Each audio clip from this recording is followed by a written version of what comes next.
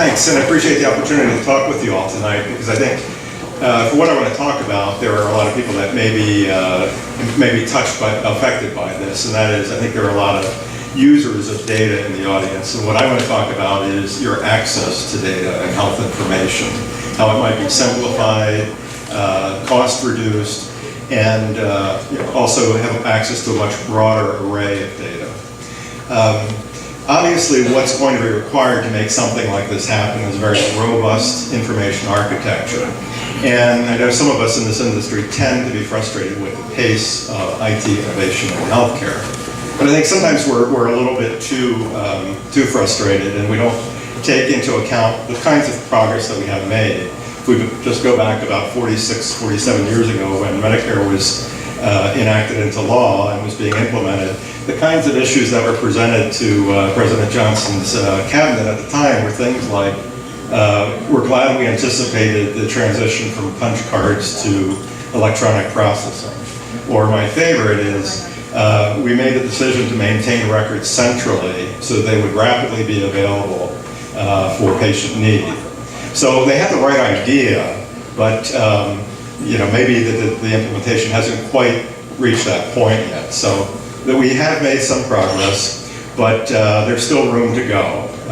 For instance, when was the last time you saw something like this in healthcare, or maybe this? This is a centralized medical records platform that we have in place today. But really, we have made tremendous progress in putting IT-based applications into healthcare, which are improving patient safety, improving patient outcomes, and lowering cost. But there's this one issue that seems to continue to perplex healthcare, and is somewhat unique to healthcare, and that is the aggregation and movement of data around an individual consumer or patient. If anything, the problem is getting worse because the available sources of data are increasing exponentially, where the primary care physician used to be the primary quarterback for the patient. Now there's a multitude of options, from urgent care, from retail clinics, to what my employer may be providing in worksite screenings, wearable devices, all sorts of monitoring devices, to say nothing of the total explosion of mobile health. So what's happening is that this is becoming a bigger problem that I think we all recognize, and this is where VitaTracker comes in. What we're looking at doing is taking, or what we are creating, is to take a completely different approach, certainly unique to healthcare, but not unique to what most of us encounter every day. And that is to create a literal marketplace for health data. Essentially, an aggregator where we bring together the sources of data and connect them to the destinations. We overlay a financial settlement engine, so we charge the destinations that see value in the data a small transaction fee, pennies. We share part of that revenue with the sources. So we create a self-sustaining business model to support the movement of data in healthcare. Think of it almost as an industry utility. So what we're doing, again, is just organizing the market, putting in a sustainable engine, and then really enabling the network effect, which has revolutionized so many other industries. And just a couple of examples of how that's happened. I mean, we all experience these every day, but in retail, shopping, things like eBay and Amazon create marketplaces that operate very efficiently. Facebook, LinkedIn, it's not the value of my page that's important, but the fact that I can connect to millions of other people.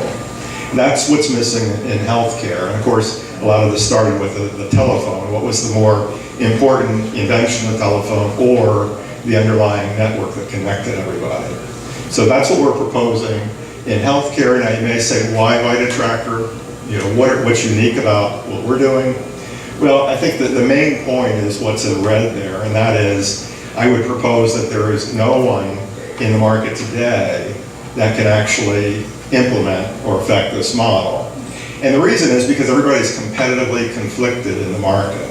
So think Microsoft Health Vault. Now, not everybody is a fan of Microsoft.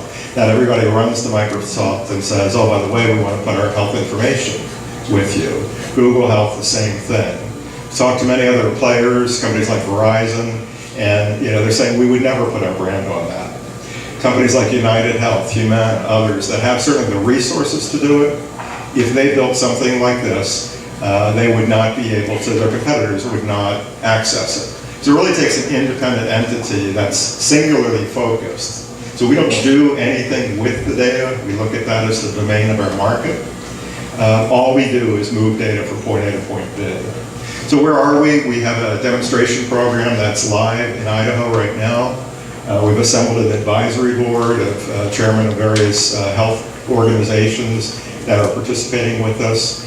And we're forming an industry consortium of backers that are supporting us.